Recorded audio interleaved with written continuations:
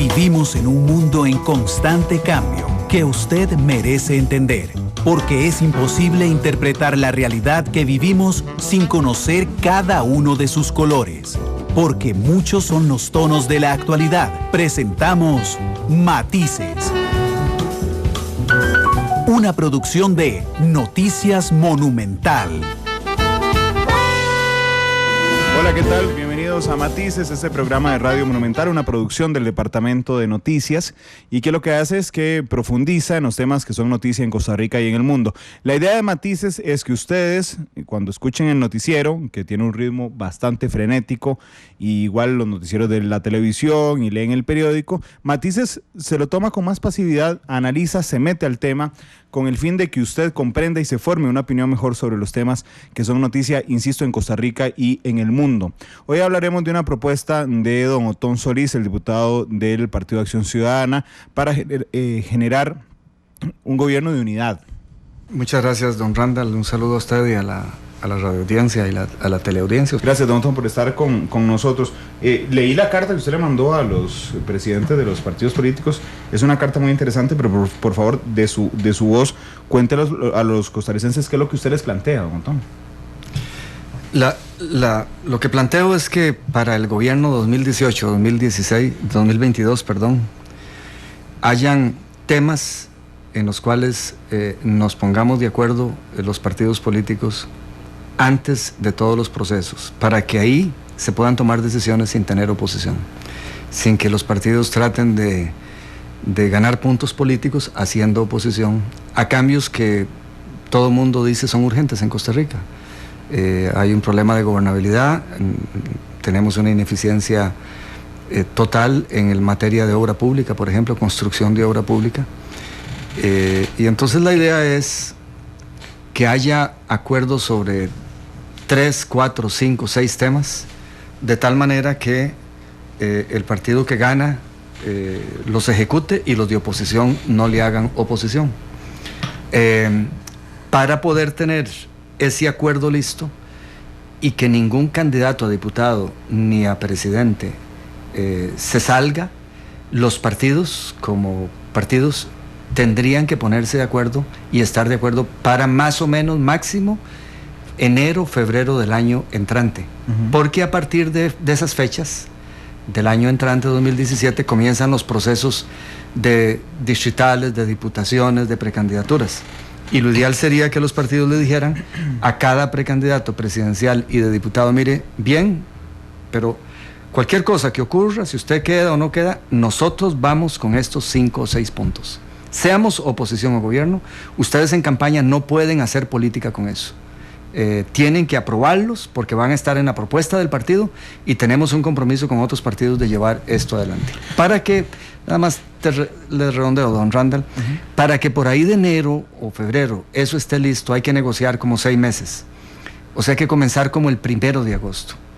Entonces, por eso envié una carta hace más de un mes a los presidentes y presidentas de partidos políticos que tienen representación legislativa, porque si no, uno no sabe cuáles otros van a haber más, sí, sin duda, como Nueva Generación, como el partido de don Rolando Araya. Pero lo que he hecho es enviar una carta. Yo no aspiro a nada, ya se sabe que cumplo mi palabra como la cumplí para la última proceso electoral. Entonces conozco un poquito la situación del país, trato de estudiarla y entonces creo que estoy en posición de hacer esa primera exploración. Si para antes del 31 de julio hay suficiente interés de varios partidos, que uno vea se va a agrupar una buena mayoría legislativa, entonces ahí yo le entregaría esa información a una junta de notables. Yo podría ser los rectores de las universidades públicas, podría ser un sindicalista respetado, un empresario respetado. Hay muy buena gente en Costa Rica. El concepto sería como una junta de notables que sirviera como de secretaría ejecutiva, de moderación de la negociación que tiene que ser dada entre los partidos. Yo ahí ya no estaría. Si ya para antes del 31 de julio no hay suficiente interés, pues yo no tengo nada más que hacer en ese proceso. Bueno, de todas maneras ahí terminaría, pero digo, ya después de eso el tiempo sería corto y reitero, es vital que todos los acuerdos estén listos para antes de que se inicie todos los procesos internos de partidos. La estructura de los partidos políticos como está concebida en Costa Rica, don Otón, ¿cree usted que le permite hacer esto? Porque viéndolo reflexivamente, los candidatos presidenciales se convierten casi en los jefes de los partidos políticos en periodo electoral. Es decir, el comité ejecutivo de los partidos casi que desaparece, se difumina. Sí, pero cuando los candidatos están inscribiéndose, y por eso la idea de que sea para enero o febrero, esos quieren estar bien con todo el mundo, no se van a pelear con el comité ejecutivo, ellos son como... la gente se fortalece una vez que pasan las elecciones, usted lo ve en todos los niveles. Los diputados antes de estar ahí en la curul hablan de... como santos, van a ser como santos. Es después de que están ahí que otras cosas ocurren. En ese proceso, el partido les dice, sí, le acepto la inscripción, pero de una vez me firma esto, está off limits de la campaña. Este programa para hacer más eficiente el sector público en infraestructura, por ejemplo, o para hacer el sector público más eficiente en combate a la pobreza, usted sea lo que sea, tiene que firmarlo. ¿Cómo ese acuerdo va a ser conocido en el país, va a ser muy tratado por ustedes en los medios de comunicación? Va a ser, y como todo el mundo habla de gobernabilidad, de acuerdos, diálogo, consenso, ese precandidato jamás, aunque se sienta ganador en la precampaña, va a decir, no, mire, yo no estoy de acuerdo con eso. Entonces creo que hay un gran acicate, una gran palanca, si todo se hace, reitero, antes de que se lancen los gritos formales de la próxima campaña. Sí, porque si no podría pasar lo del código de ética del PAC. Exactamente. Ahora, siempre puede haber gente charlatana, irresponsable, como la ha habido en el PAC, compañeros diputados que se burlan del código de ética, pero esa gente corrupta está en todas partes. Yo lo que espero es que la vigilancia de la prensa en un tema ya no partidario, ya que no pueda decir el partido, es que la prensa, como dicen algunos en todos los partidos, incluyendo el mío cuando hay una torta, es que la prensa, pero nunca demuestran que la prensa mintió. Lo que hay que hacer es demostrarme, usted mintió, eso no es cierto, ese código no decía eso. Con una prensa controlando o empapada, es muy fácil para denunciar al que rompe el acuerdo. Es muy fácil decir, mire, que eso fueron firmas, fueron acuerdos sagrados antes de procesos electorales, esto ya dejó de ser acuerdo entre cúpulas partidarias y se convirtió en acuerdo ante la gente, compromiso ante la gente, porque previo al proceso se le prometió esto. Y yo además quiero ver, es decir, todo el mundo habla de ingobernabilidad, don Randall, de que no se puede gobernar, de que la oposición, de que solo podemos tomar acuerdos baladí, superficiales, y mucho es cierto. Yo a usted le cuento con los dedos de una mano y me sobran las cosas de fondo que nosotros hemos aprobado en 2 años de tiempo legislativo. No pasan de 5, son 3 o 4. Lo demás es discusiones sin sentido. Mucho tiempo perdido, es decir, en la Asamblea Legislativa se pierde la noción del tiempo. Yo un día estaba pensando que si los diputados, muchos diputados, fueran cogedores de café, durarían 1 año para amarrarse el canasto y 3 años para llenar el primer canasto y coger la primera cajuela, y no hay sentido de urgencia. Entonces, como esa ingobernabilidad se da ahí, y si usted además plantea en campaña un tema de fondo, como todo tema de fondo tiene oposición, porque ninguna transformación se le queda bien a todo el mundo, es muy fácil para el opositor politiquero decir, mire, eso yo no estoy de acuerdo, eso va a afectar a tal grupo, y menos en gobierno. Claro que tenemos que hacer en estos momentos todo lo que podamos en la Asamblea Legislativa para sacar adelante las cosas de fondo que tenemos, pero por eso es que es necesario que sea antes de iniciar el proceso, con una prensa bien vigilante, a ver quién no quiere estar ahí, es decir, quién va a seguir dándole importancia a la pose ante el electorado, y después que se vigile el cumplimiento de eso, para superar una parte por lo menos del tema de gobernabilidad. Hay otros temas de mal gobierno, o sea, de ingobernabilidad, que obedecen a otras razones, pero una de ellas es la proliferación de oposiciones y la disposición de la clase política a anotar goles políticos, a ganar espacio político cuando alguien presenta reformas que son estructurales de fondo. ¿Ya alguien le respondió oficialmente, algún presidente de partido?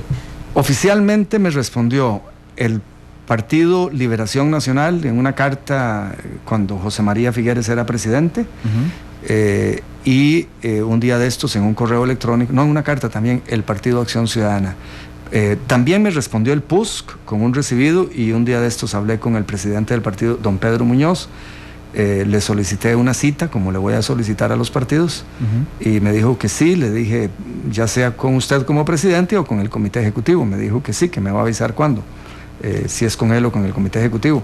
Y a Liberación estoy en contacto y no hemos podido hablar con don José Proti, ¿cómo se llama? Jorge Proti, sí, don Jorge. El que quedó de presidente de Liberación, para en la misma dirección. Y bueno, el PAC me da unas fechas para que asista a una reunión.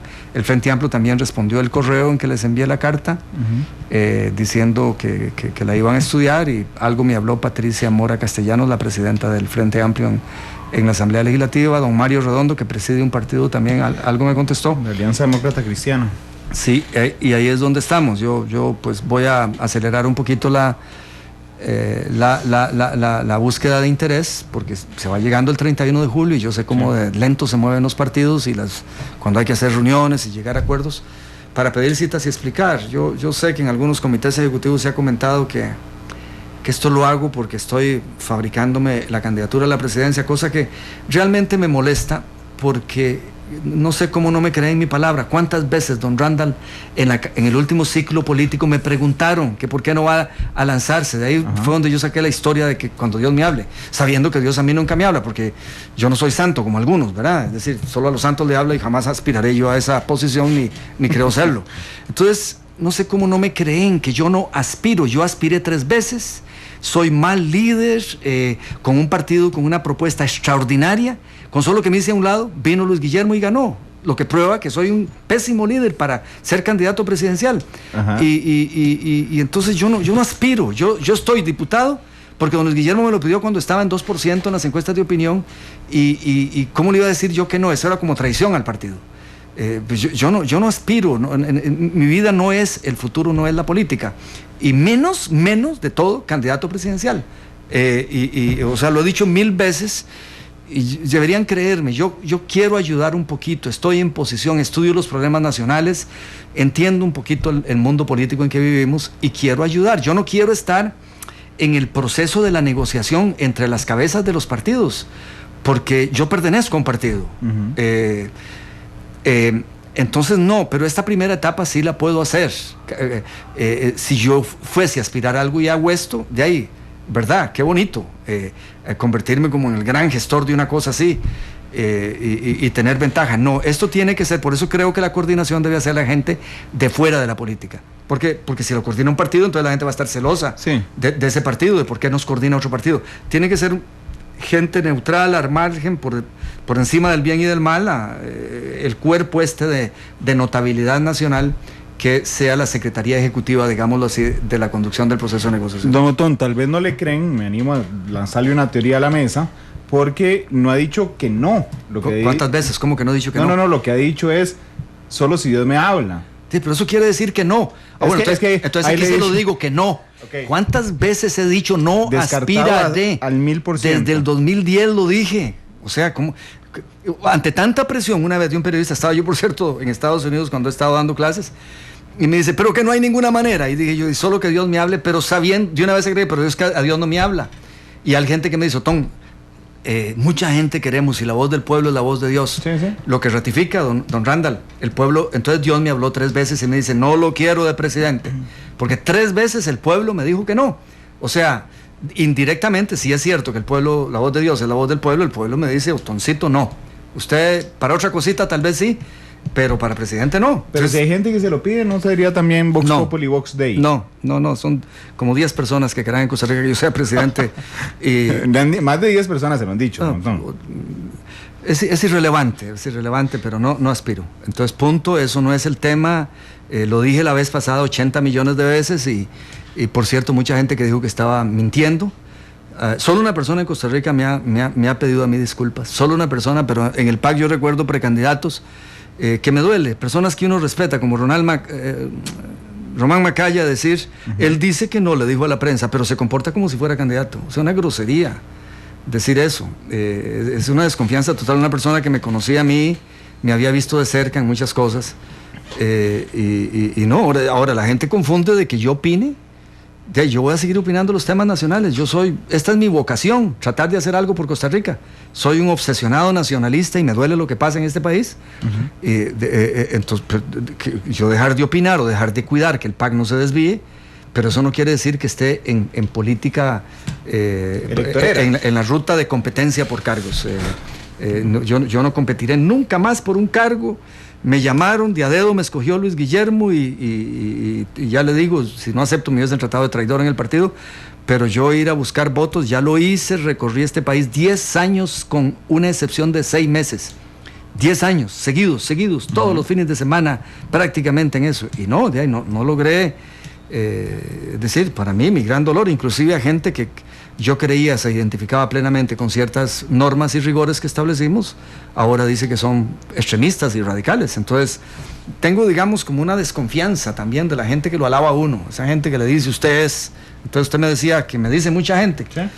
Sí, pero sé que si una vez ellos son diputados, todo lo que ahora alaban, muchos de ellos después no lo van a alabar, aunque hay gente que yo sé que sí lo cree, y ahí están en el partido muchas de esas personas que lo creen, y hay una persona muy conocida en este país, un jugador de fútbol muy prestigioso que me apoyó, y una vez me dice, usted dice que no, y me resiente porque yo creo plenamente en lo que usted dice, y entonces por eso me cuido. No, sí hay gente que cree esta historia, pero esta forma de ver la política, pero no, yo no aspiro, don Randall. Hay gente que no cree, tiene razón. Un sábado de esto estaba tomando café yo en un lugar, y se levantó un señor a hablarme sobre el programa y sobre política, le gustaba mucho política, no recuerdo el nombre, así que me disculpo. El señor se levantó y me dijo, es que don Otón se va a tirar solo si Óscar Arias es candidato presidencial. Sí, bueno, de ahí eso tampoco va a pasar si don Óscar es candidato presidencial. No. Dijo no. Sí, no sé si dicen que si lo estaba llamando Dios por teléfono hace un instante, le están metiendo en Twitter. No sé, no creo que es un colega suyo por el teléfono, pero no estoy seguro. No sabe que estoy en este programa.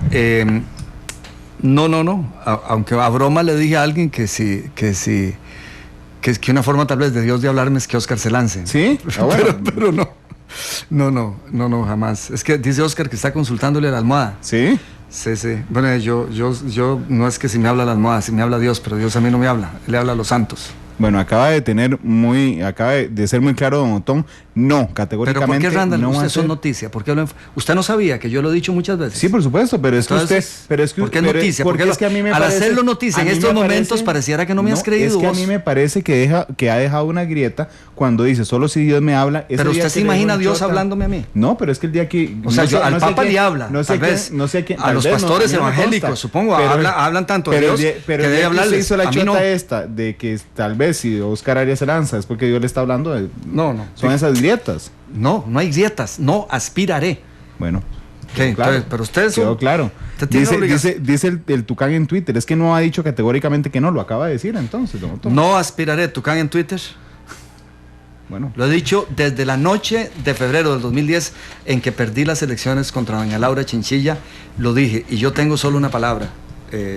Yo no sé si eso es virtud, mucha gente dice que es el peor defecto mío, de no ser flexible y de haber creído que el código ético había que aplicarse al pie de la letra. Yo lo que le prometo a la gente creo que es así, y entonces no. Le dice Mari Carmen que si el hecho de estar buscando una unidad en temas vitales para el país, don Otón, no está dando a entender como que este gobierno ya se acabó y que por qué no generarlo en estos 2 años. Jamás, es decir, porque son complementarios. Ir pensando en el futuro no quita jamás que trabajemos para que este gobierno salga adelante, y veo algunas cosas buenas que me tienen alegre.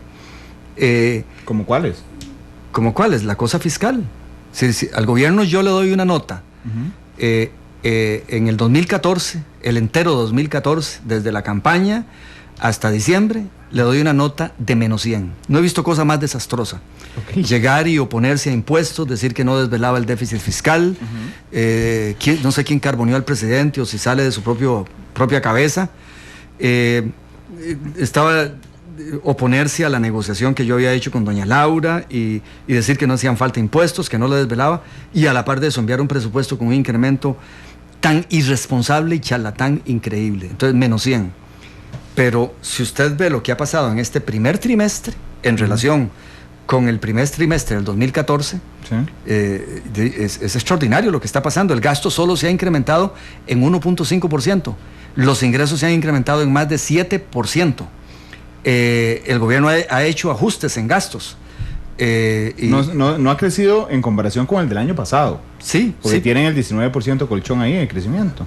Bueno, pero podrían haber seguido por esa ruta. Entonces, yo creo que ahora ha hecho una reflexión. Entonces, en materia de gasto está haciendo lo que algunos dijimos que había que hacer en el 2014 y que indujo al presidente a enviar a los empleados públicos a la calle, a tratarme a mí de corrupto, a pintar las paredes de la Asamblea Legislativa, encabezados en algunos casos por ministros. O sea, era tan diabólico en ese momento hablar de lo que ahora el gobierno hace. Para el mismo gobierno era diabólico. Y ahora está comportándose, yo le doy ahora una nota de 9.5. Además de eso, de la historia de que el tema fiscal no desvelaba y que no hacían falta impuestos, ahora el presidente habla hasta de medidas muy drásticas si no se aprueban las leyes fiscales. O sea, si esta actitud en cuanto al gasto y este lenguaje en cuanto al tema fiscal y los impuestos hubiese sido el lenguaje de mayo del 2014, las cosas en este momento serían diferentísimas. Pero bueno, este lenguaje, que 180 grados opuesto a ese, yo tengo que alabarlo y me hace feliz. Por fin, les tomó mucho tiempo, igual que con lo de Soresco, les tomó mucho tiempo, pero llegan al punto que a mí me parece, muchos recomendamos desde el inicio, y entonces yo ahora, en materia fiscal, en materia de gasto, en materia de impuestos, le doy al gobierno 9.5. En comparación a ese menos 100 Sí. que me parece le daría yo en el año 2014. Pero viene un año complicado, un año legislativo complicado, que es el tercer año de gobierno. Don Marvin Atencio seguramente será el jefe de fracción. Cuando me enteré que era don Marvin Atencio, que creo que es un profesional de enorme valía, don Otón. Abogado y médico. Sí, abogado y médico. También creo que no es el mejor comunicador del mundo. ¿Qué le parece a usted a don Marvin Atencio como jefe de fracción? Bueno, yo voy a votar por Epsi Campbell, porque creo que mantiene la candidatura doña Epsi, una persona con mucha experiencia. Creo que la mayoría está con don Marvin. Y bueno, es mujer y hay como un... Yo firmé un documento de que fueran mujeres jefaturas de fracción y presidencias legislativas.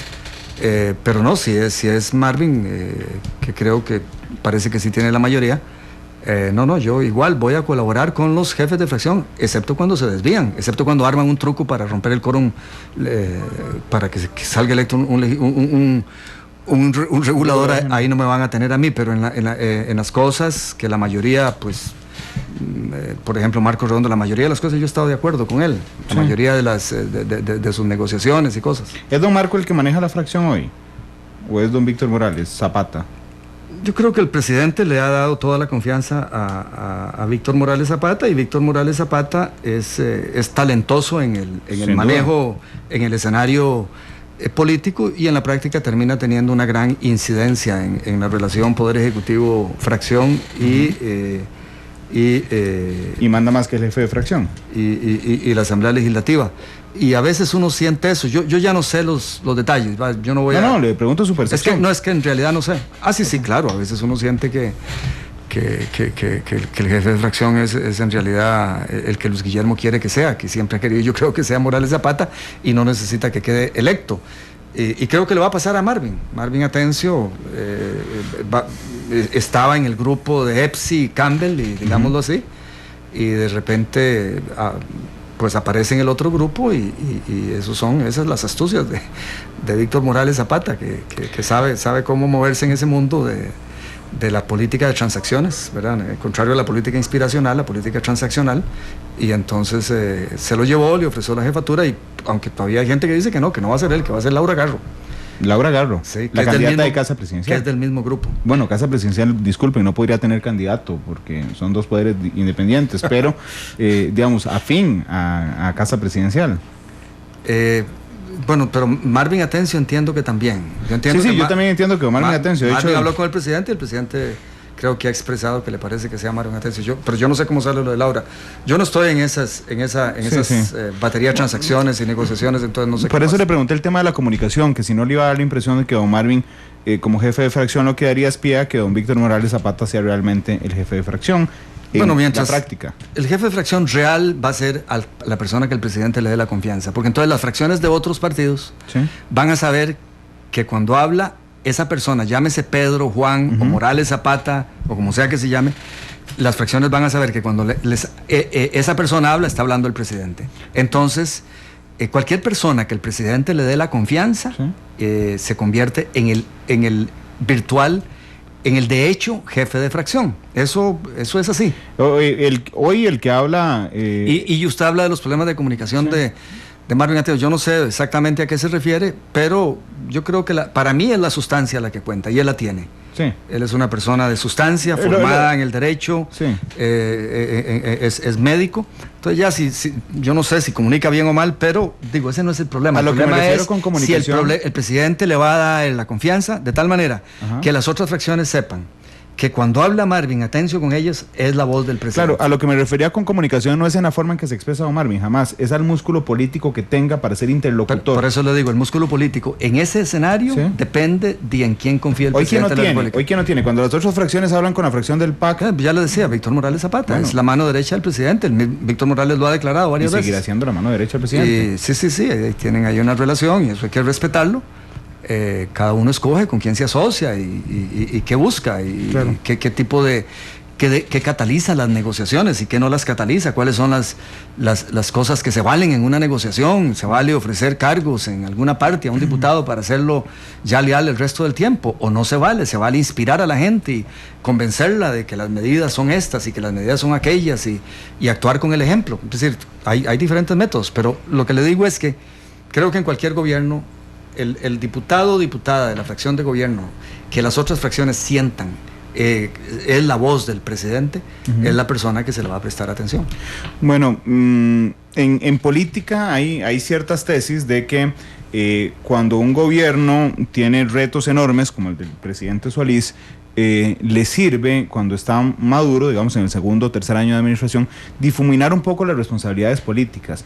En español, entregarle el directorio legislativo a la oposición, para que todas las responsabilidades del tercer año no caigan sobre el gobierno del PAC, sino que se distribuyan entre Liberación Nacional como presidente del partido, presidente de la Asamblea Legislativa, y el PAC. Bajo esa tesis, ¿usted cree que el PAC debería de entregarle la presidencia de la Asamblea Legislativa este tercer año a la oposición, don Otto? Es que fíjese que la pregunta es tan hipotética, don Randall, porque no hay ese margen para negociar. Ojalá pudiésemos escoger. No hay ese margen.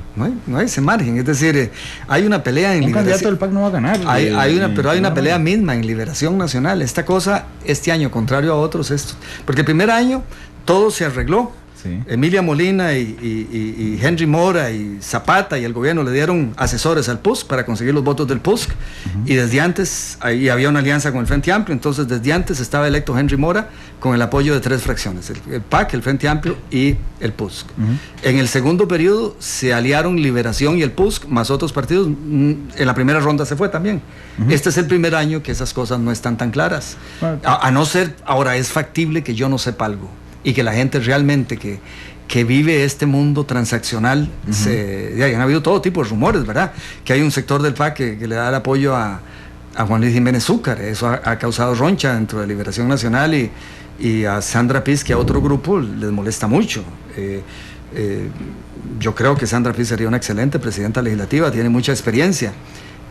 No sé cómo Emilia Molina va a aspirar con lo que hizo en el primer año, que usó el poder para traicionar totalmente nuestros principios éticos al negociar asesores para dárselos a otras fracciones a cambio de votos. Es decir, eso es terrible. Eso costó 85 millones de colones en el año. Además, 2 meses después, cuando la fracción se entera, planteamos algunos que tenía que retrotraerse la medida y se aprobó por unanimidad, y la jefa de fracción, Emilia Molina, no ejecutó el acuerdo. Entonces no sé cómo se le ocurre aspirar a la presidencia. Yo jamás voto por ella. Ya vi lo que hace con el poder. ¿Por quién va a votar el 1 de mayo para la presidencia de la Asamblea? ¿Por doña Sandra? Voy a ver, como le digo, esto está muy volátil, muy volátil. Tal vez sea un 1 de mayo más entretenido que los últimos 2. Estoy seguro y me tocará estar ahí. Podría ser. Espero que sí. Podría ser. Si Sandra rompe filas con Liberación Nacional y hacemos una coalición de un poquito de adecentar esa cosa, yo podría terminar votando por Sandra Pisk. Si no, ahí votaré por alguien del PAC, entonces, aunque no tenga posibilidades. Doña Epsi no le interesa, que usted sepa. Que usted sepa que ella le interesa. Ella quiere ser jefa de fracción, me parece que sería excelente, tiene liderazgo, tiene experiencia, es muy matriculada con los principios del PAC. En esta etapa ha sido un baluarte en ese tema. Y lo que entiendo es que, no, sé que lo que aspira es a la jefatura de fracción, pero fíjese que ahora que usted lo dice, uno nunca sabe en ese mundo legislativo qué puede pasar, porque en estas circunstancias, en otras circunstancias no. Sí. Como precandidata del PAC, ¿no la vea, doña Epsi, a la presidencia de la República? Yo creo que ella va a aspirar. Sí. ¿Y usted la apoyaría, don Tom? No sé. Ni loco me comprometería ahora. No sé, es decir, no sé quién más va a ser candidato. He oído el nombre de Víctor Morales Mora, que es excelente. También yo lo he escuchado, se lo pregunté aquí. Cuando estuvo hace unos días, un mes más o menos, me dijo que no había pensado en eso, pero que no lo descartaba. Pero fíjese que en nuestro partido, don Randall, yo creo que es casi como de chiquilla hablar de asuntos del 2018, cuando tenemos que trabajar para que el PAC recupere la imagen que nos llevó a la presidencia y que nos hizo un partido formidable y desafiante de la política tradicional desde la primera campaña. Entonces, el desempeño del gobierno de Luis Guillermo Solís en los asuntos que la gente quería cambios es vital. El desempeño de nosotros en la Asamblea Legislativa en respetar las promesas éticas que habíamos hecho y las promesas conceptuales que habíamos hecho, por ejemplo, trabajar para que el agro salga adelante, va a definir, si no, yo veo poco futuro. Ahora veo el comportamiento en lo económico, me tiene muy feliz. 9,5 le daría yo al equipo de Helio Fallas y de Hacienda, o sea, al presidente de la República, en materia de gasto, en materia de ingresos y en compromiso con arreglar la cosa fiscal. Es un cambio, pero dramático, y me alegró. Es el gobierno el cambio. Me alegró, claro, 2 años después, es la pena. Me alegró mucho finalmente se entendiera que lo de Soresco no iba para adelante, muy tarde, pero bueno, a final de cuentas uno dice, ¿por qué no escucharon otras voces un poquito desde el inicio? En materia fiscal, en materia de gasto público, en materia de impuestos, en materia de Soresco, en otro montón de materias, que para qué hacer la lista aquí en que hemos opinado un poquito diferente, que se esperaba otra cosa. Por ejemplo, se esperaba que en lugar de llegar a esconder los datos del ICE, este gobierno llegara y revelara cómo nos heredaron el ICE. Y más bien se esconden los datos y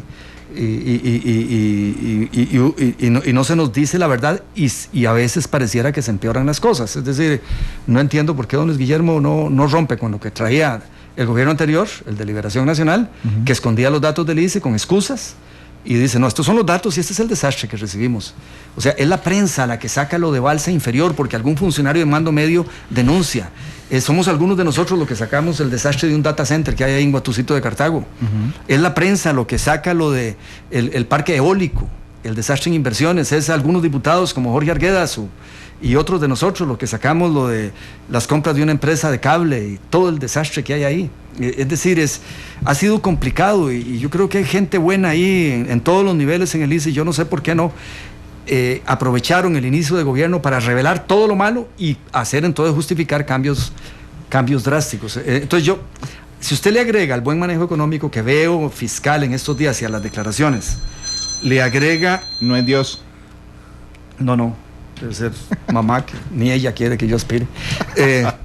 Le agrega que creo que la economía está creciendo y va a ser jalada, además de lo que está creciendo, va a ser jalada porque no hay perspectivas de que suban mucho los precios del petróleo ni las tasas de interés, y esas circunstancias nos ayudan mucho al crecimiento económico. Creo que son las variables más importantes, y que la economía mundial puede empezar a recuperarse. Puede ser que para el 2017 nosotros tengamos, si además se aprueban planes fiscales, un déficit fiscal de entre 4 y 4,5 y superávit primario. Es decir, porque el crecimiento económico genera más impuestos. De hecho, eso fue lo que arregló la situación fiscal en el periodo, en el 2002, cuando entra don Abel Pacheco. Ahí también hicimos una comisión mixta y se negoció un plan fiscal que fue derrotado en la sala cuarta. Pero no hubo crisis, porque el crecimiento económico disimuló la crisis. La actividad económica genera pago de impuestos, y en el 2008 más bien teníamos superávit. Vino la crisis y rápidamente se vio los problemas estructurales fiscales. Ahora igual, podría facilitarnos la vida en este país, aunque me duele que pospongamos las decisiones, si hay crecimiento económico y la recaudación se incrementa y terminamos arreglando el tema fiscal, aún sin plan fiscal. Pero si hay plan fiscal, como espero que lo haya a lo largo de este año, el año entrante podría ser un año muy tranquilo en materia fiscal. Hablemos un momento de lo del ICE, no lo tenía planificado, pero me parece de enorme importancia. La excusa que da el ICE para no revelar los datos es una excepción al acceso a información pública debido a la competencia en la que vive, en la competencia comercial que vive el ICE.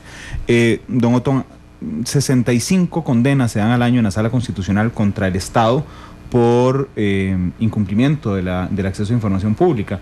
¿Algún diputado ha pensado en acudir a la Sala Constitucional en este tema en específico para ver si obligan al ICE a entregar la información? No me sorprendería.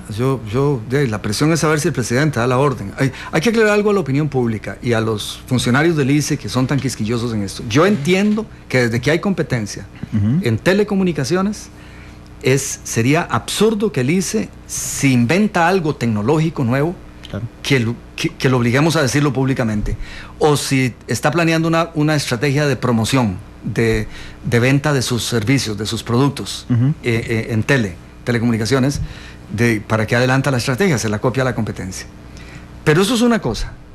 De ahí a que los estados financieros de RACSA, de la CNFL, de la compañía, del ICE mismo, el costo de las inversiones de ciertos proyectos que están estrujando las finanzas del ICE tremendamente, no se informe, es solo para esconder mala gestión, es solo para fingir que se está gestionando bien la institución. O sea, es un tema ético de transparencia de fondo, y por eso lo criticamos nosotros cuando, a partir de la reforma de la Ley General de Telecomunicaciones, el ICE comenzó a utilizar la excusa de que entraba en competencia para esconder malas decisiones como las del data center. Entonces, digamos, en el gobierno de doña Laura, el gobierno prohibió dar estados financieros. ¿Y sabe qué ha hecho este gobierno? Lleva ante un informe que tenía la Contraloría, lleva a la Contraloría un contencioso para que desaparezcan los informes. O sea, ahora lo estamos haciendo con clase. Antes era prohibir que se utilizaran, ahora desaparezcanlos. Es una cosa no PAC del todo y no costarricense, porque esa institución es igual que la Caja tiene serios problemas. Yo creo que la Caja es de las cosas que crean, aunque haya un poquito de crecimiento económico, crean esta sensación de que estamos en una situación crítica, las filas, las listas de espera.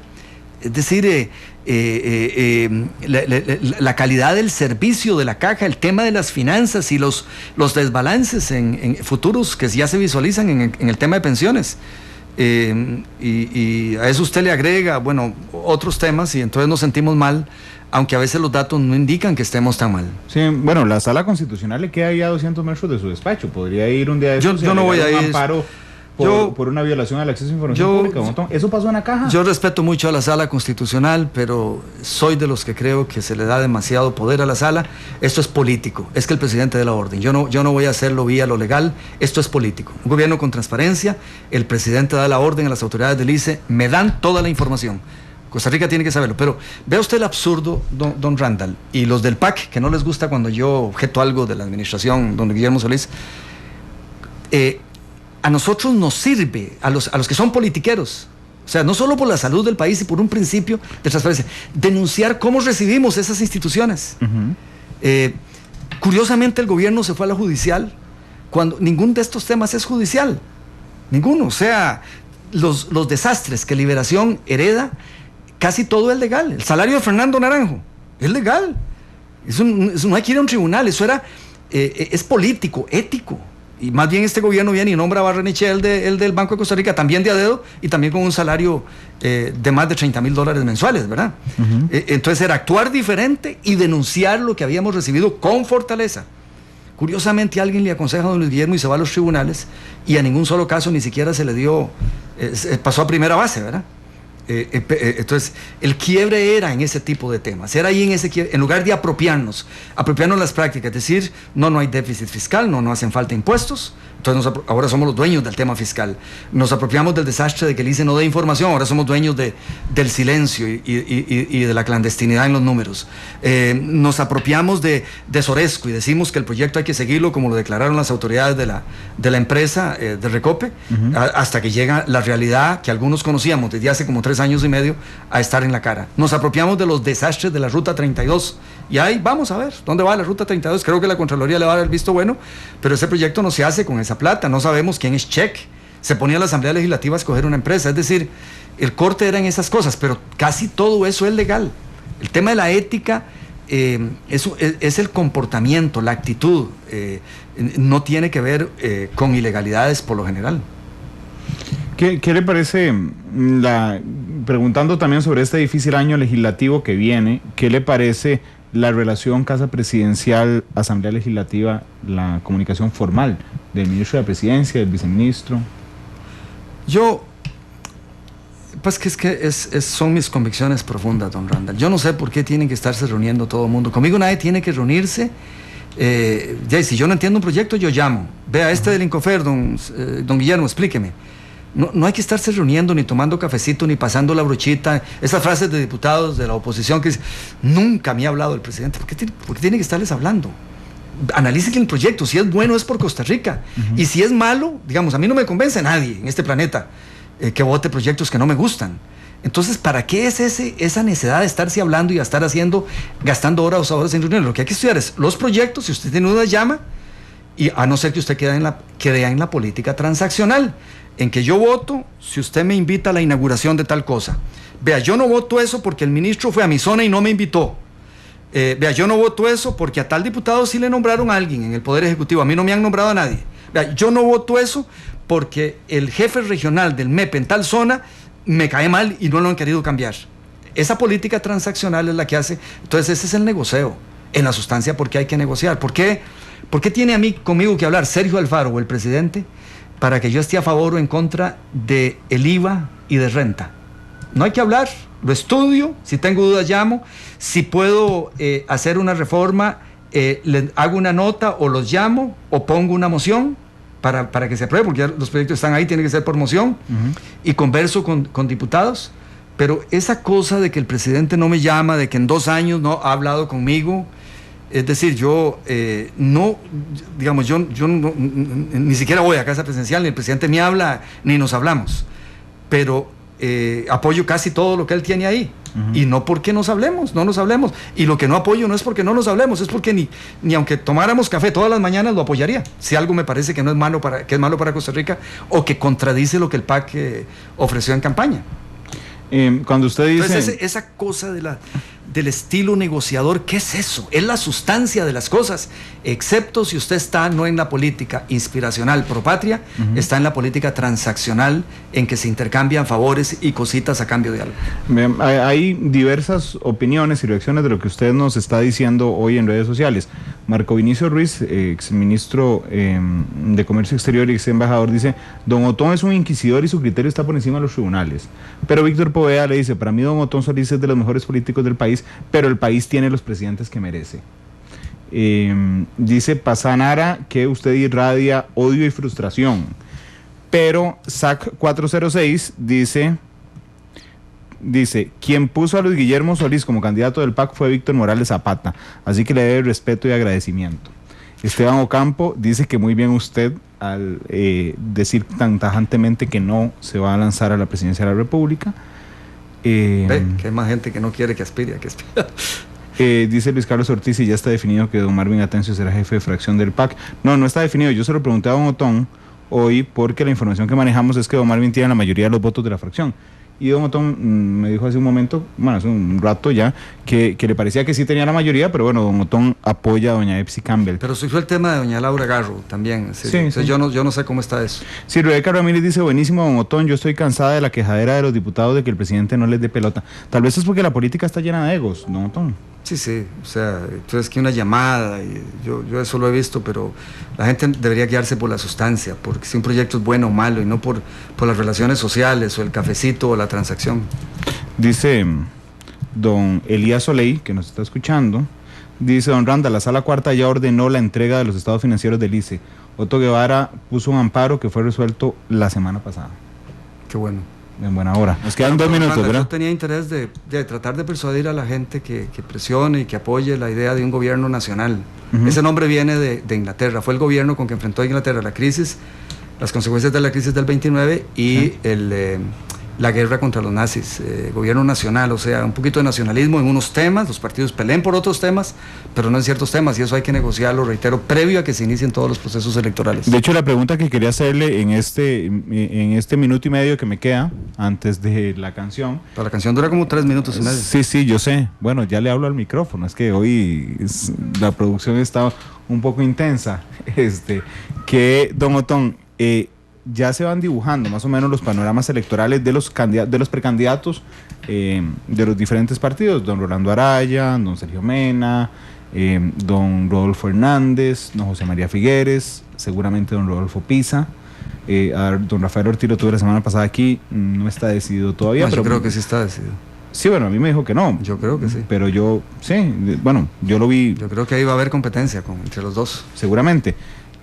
Así, con ha ese hecho panorama, una buena función legislativa Rafael Ortiz. Sí, ¿le parece? Sí. Pisa hizo una excelente campaña la última vez. Creo que son personas capaces las dos. ¿Con ese panorama se siente optimista con el tema del gobierno de unidad? Sí, recuerde que es en algunos temas, en otros que haya pelea. Claro. Yo creo que sí, yo creo que todos estos presidentes tienen el incentivo de que si se aprueba esta ruta que estoy proponiendo, van a poder gobernar en temas estructurales fácilmente, porque no va a haber oposición que paralizadora, y entonces dejarán un legado. Y para los partidos que crean que van a perder, yo en la propuesta sugiero que se nombren por parte de los partidos perdedores 2/3 de los miembros del gabinete. Y entonces el incentivo es poder hacer eso. Entonces yo creo que todo el mundo tiene un incentivo aquí de ese tipo de política relacionada con el poder y los cargos.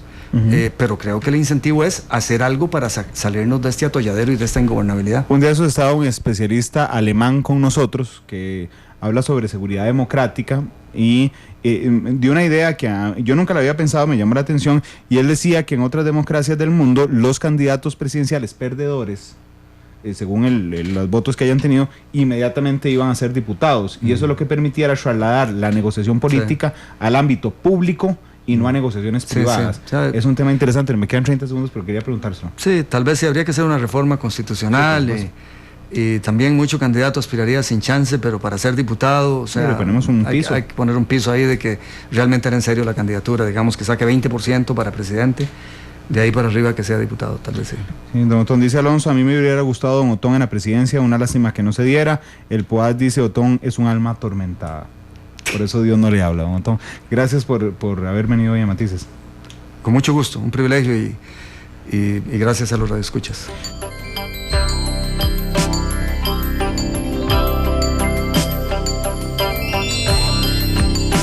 You ask me where to begin.